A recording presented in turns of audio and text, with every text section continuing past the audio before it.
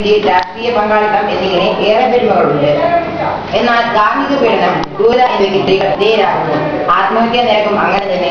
വികസനം കേന്ദ്രീകരിച്ചുള്ള പഠനങ്ങളിൽ ശാക്തീകരണത്തെ നിർണ്ണയിക്കാനും തിട്ടപ്പെടുത്താനുമുള്ള യത്നങ്ങൾ വെല്ലുവിളികൾ നിറഞ്ഞതാണ്. ഈ ആശയത്തിന്റെ സങ്കീർണതയും അർത്ഥവൈകല്യവും തന്നെയാണ് അതിന് കാരണം. ദീർഘകാലമായി സ്ത്രീകൾക്കെതിരെ നിലനിൽക്കുന്ന ലിംഗാധിഷ്ഠിത വിവേചനങ്ങളും അതിൽ നിന്ന് സമൂഹത്തിൽ ഉടലെടുത്ത ലിംഗപരമായ അസമത്വങ്ങളും ഈ സന്ദർഭത്തിൽ ഏറെ പ്രസക്തമാണ്. ഭർത്താക്കന്മാരുടെ കീഴിൽ ഒതുങ്ങിയിരിക്കുന്ന ആളാണ് അത് പറഞ്ഞു, അത് തെറ്റാണ്. ജനനം മുതൽ മരണം വരെ കഷ്ടപ്പെടുന്ന സ്ത്രീ സമൂഹത്തിന്റെ ഏറ്റവും വലിയ ആഗ്രഹമാണ് മറ്റുള്ളവരെ ആശ്രയിക്കാതെ സ്വന്തം കാര്യം കുറച്ചിനും ജീവൻ നിന്നിട്ട് അപ്പൊ അച്ഛൻ 12 മണിയാകുമ്പോൾ എന്റെ വീട്ടിൽ നിന്ന് അച്ഛനും അമ്മയും കൂടെ ഊണം കഴിച്ച് അച്ഛനും കയറി കിടന്നു, ഒരു കട്ടിൽ കിടന്നു, നല്ല ഒരു കട്ടിൽ കിടന്നു. പിന്നെ അമ്മ എണീക്കുന്നത് നമ്മൾ ചെല്ലുന്നതിന് കുറച്ച് മുമ്പാണ്.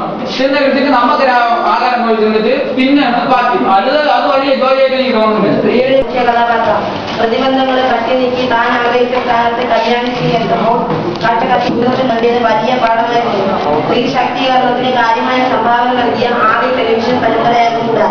2 ദശാബ്ദങ്ങൾക്ക് ശേഷം ഇന്ത്യയിലെ ടെലിവിഷൻ പരിപാടികൾ എവിടെ എത്തി നിൽക്കുന്നു?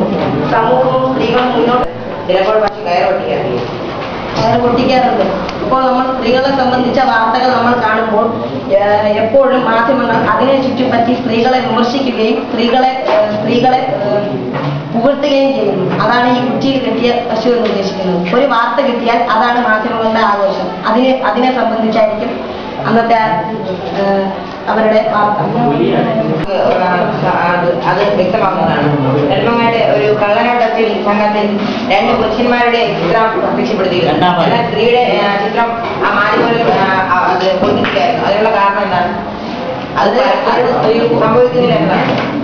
അത് ആ മാധ്യമങ്ങൾക്ക് സ്ത്രീപക്ഷവാദിയായിരിക്കണം, അല്ലെങ്കിൽ ആ പുരുഷന്മാരുടെ ചിത്രമായിരിക്കും.